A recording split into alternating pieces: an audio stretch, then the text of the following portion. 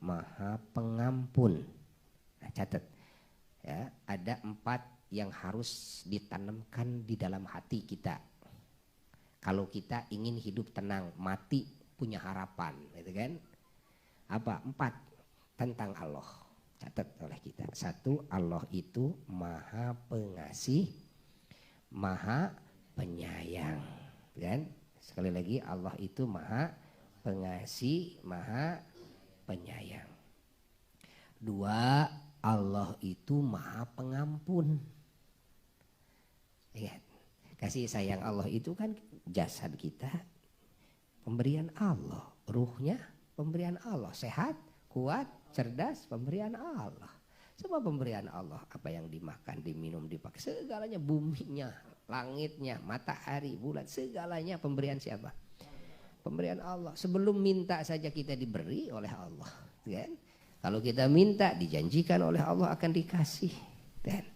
Kasih sayang Allah ini Masya Allah sangat melimpah sekali. Yakini dalam hati, harus diingat Allah Maha Pengasih Penyayang. 1. Walaupun orang tidak sayang sama kita, kan?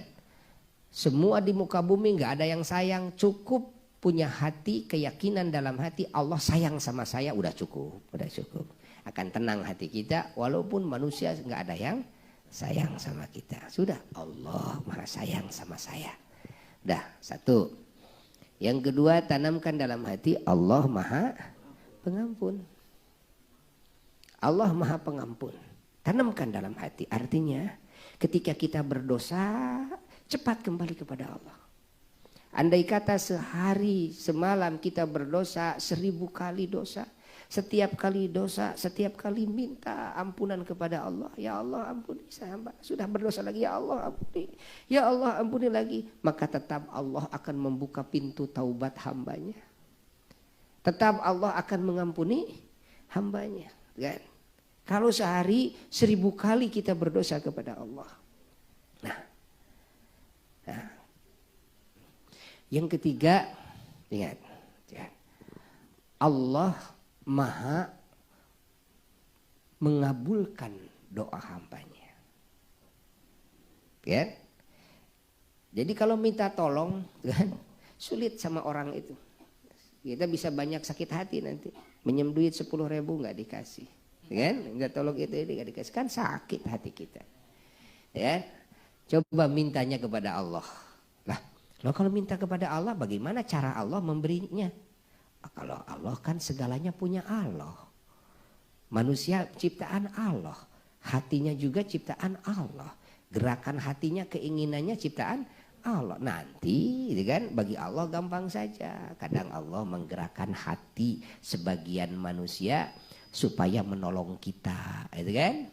Kadang seperti itu. Kadang-kadang kita tidak sadar. Kita tidak minta tolong sama orangnya. Kita minta tolong sama Allah.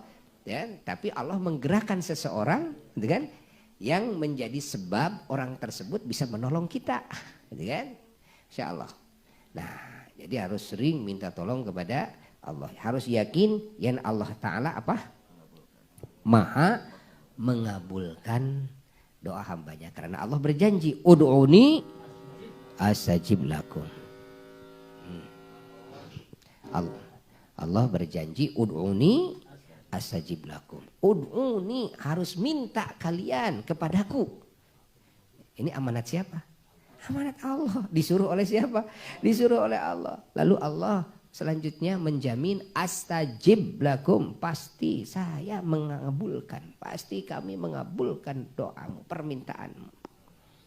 Harus rajin berdoa. Harus yakin bahwa Allah Maha mengabulkan. Kembali, 1, meyakini bahwa Allah Ta'ala Maha Pengasih, Maha Penyayang. 2, Allah Maha Pengampun. 3, Allah Maha mengabulkan. Allah. Yang keempat, Allah Maha Kuasa atas segalanya. Allah Maha Kuasa atas segalanya. Udah.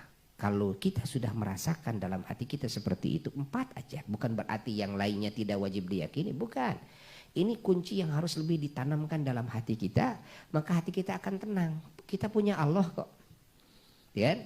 Ditinggalkan ayah, ditinggalkan ibu, ditinggalkan siapapun, semua orang benci sama kita. Selama kita punya Allah dan hati kita yakin Allah Maha Pengasih Penyayang, Allah Maha Pengampun, Allah Maha Pengabulkan doa, Allah Maha Kuasa atas segalanya, sudah. Cukup, ya, cukup. Hidup kita di dunia akan dijamin, hidup kita di kubur akan dijamin, hidup kita di akhirat kelak akan dijamin oleh Allah Ta'ala. Allah. Segala permasalahan hidup semuanya akan ditangani oleh Allah. Ketika punya ya, yang 4 ini kunci nih, yang 4 ini. Ya. Nah, hatta kita orang awam sekalipun, hatta kita orang bodoh sekalipun, hatta kita orang durhaka sekalipun, ketika punya yang 4 ini, ya, nah, insya Allah akan selamat. Insya Allah akan selamat. Karena semuanya juga dengan kasih sayang Allah.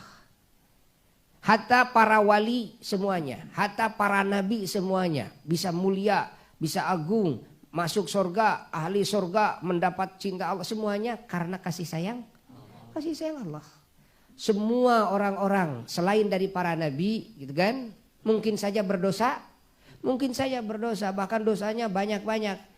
Tapi bisakah masuk surga? Bisa saja masuk surga asal diampuni oleh Allah Ta'ala. Apakah Allah Maha Pengampun? Ya, Allah Maha Pengampun, yakini dalam hati.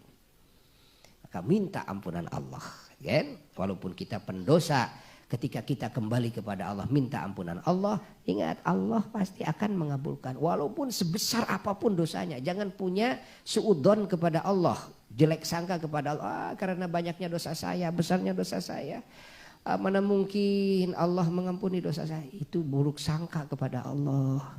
Jangan buruk sangka kepada Allah, tapi harus yakin kepada Allah Ta'ala. Lalu jangan buruk sangka kepada Allah bahwa Allah Ta'ala tidak akan mampu dan memenuhi permintaan saya.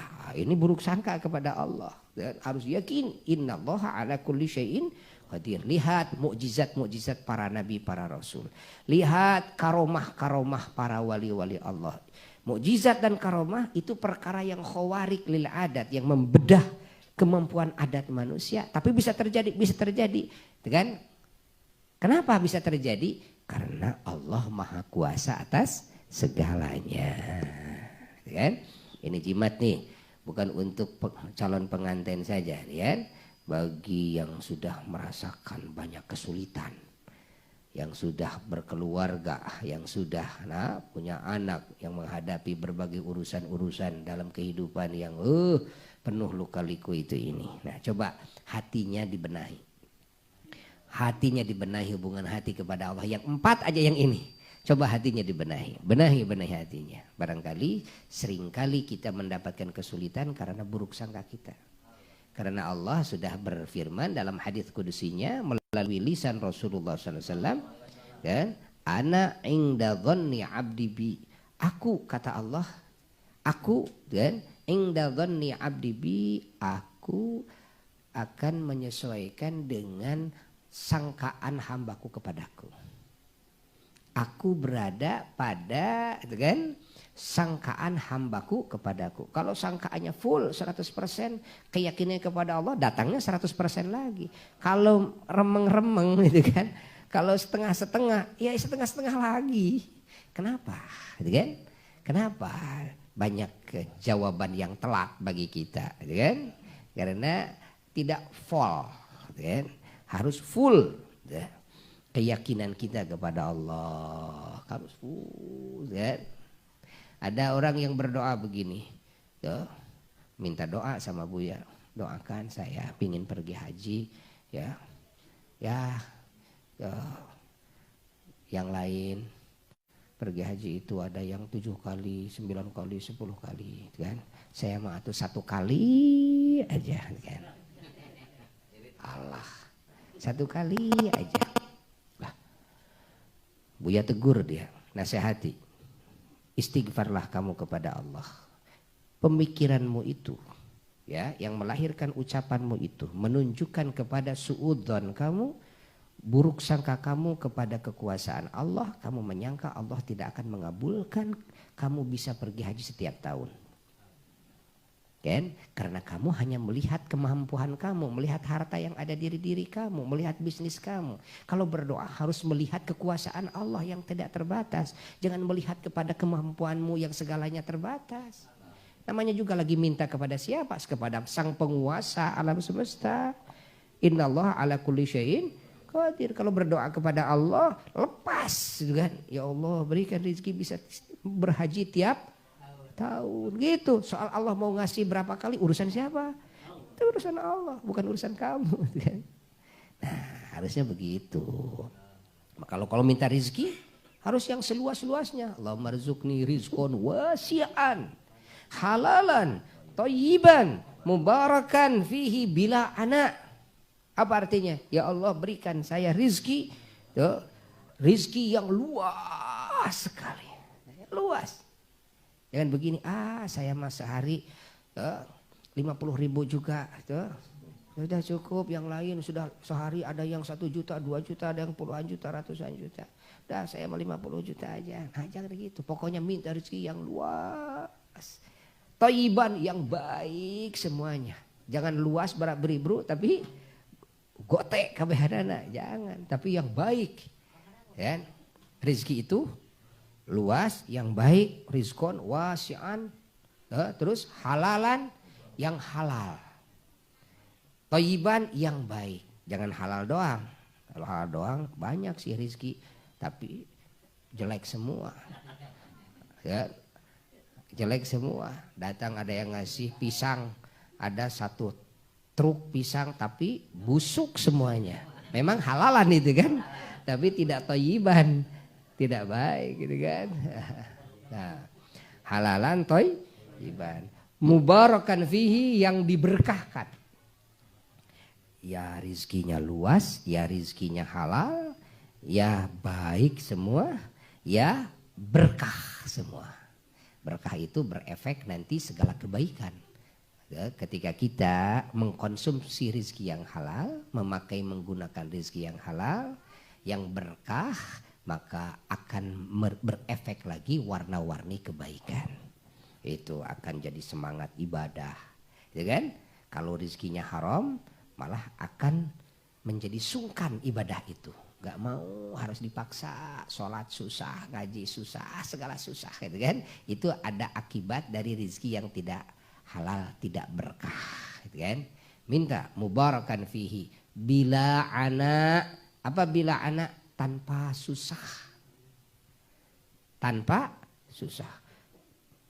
Kok kamu minta sama Allah kebangetan gitu, ya kan?